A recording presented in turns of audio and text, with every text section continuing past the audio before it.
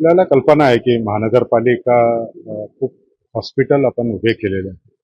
जवळजवळ 26 urban health centre आहे. आपण खाली UPSC सुद्धा जवळजवळ 59 आपण अर्बन हेल्थ सेंटर करतो. आणि हे 3 मोठी हॉस्पिटल आज आपल्याकडे आहेत, वाशी, नेरूळ, ऐरोली.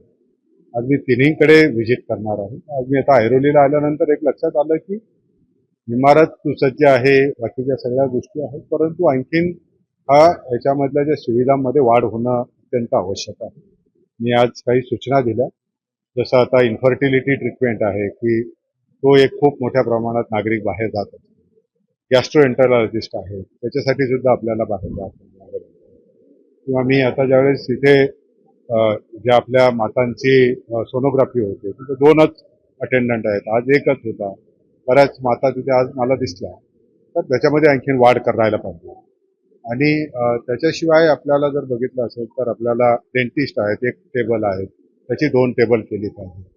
नागरिकांसाठी लागणाऱ्या जे काही सर्वसामान्य सुविधा आहेत त्यांना किफायत दरामध्ये महानगरपालिकेत ऑलमोस्ट आपण आता मोफतच देतो.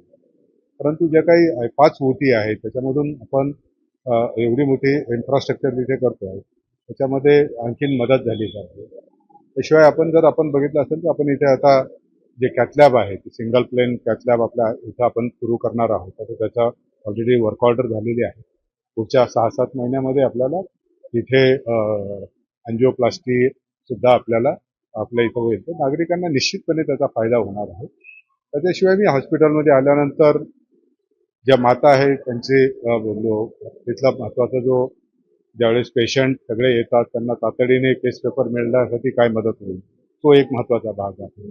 आणि त्याच्याशिवाय जर बघितलं असेल तर आपल्याला जे आपण आरोग्याच्या बाबत काल परवा सुद्धा आपण काही माध्यमांनी बातमी अशी काही मुद्दे गंभीर बाबी निदर्शनास आल्या वाशीमधल्या, तर त्याची बाबीची पुनरावृत्ती झाली नाही पाहिजे.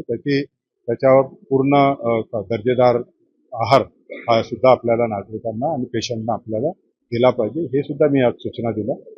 आणि त्याच्याशिवाय ज्या मातामध्ये आपल्याला कमी वजनाची बालकं आहेत, हे कमी वजनाची बालकांचं कारण काय आहे याचं संशोधन करणं, याचे थोडे खाली आपण अभ्यास केला पाहिजे. आणि हे सुद्धा कसं कमी करता येईल. महिलांमधले जे आपण रक्तक्षय म्हणतो, म्हणजे अनिमिया जो म्हणतो, त्याचं प्रमाण पण थोडं आपल्याला लक्षणीय दिसतं, तोही कमी करण्यासाठी काय करता येईल. त्या सर्व बाबींवर मी आज सर्व सविस्तर सूचना दिल्या. निश्चितपणे एक चांगली दर्जेदार आरोग्य सुविधा पुरवण्यासाठी सर्व महानगरपालिकेतले हे अधिकारी आणि डॉक्टर्स सुद्धा काम करतील. आणि आमचा तोच प्रयत्न राहणार आहे की नवी मुंबईतील नागरिकांना एक चांगली दर्जेदार आरोग्य सुविधा मिळावी.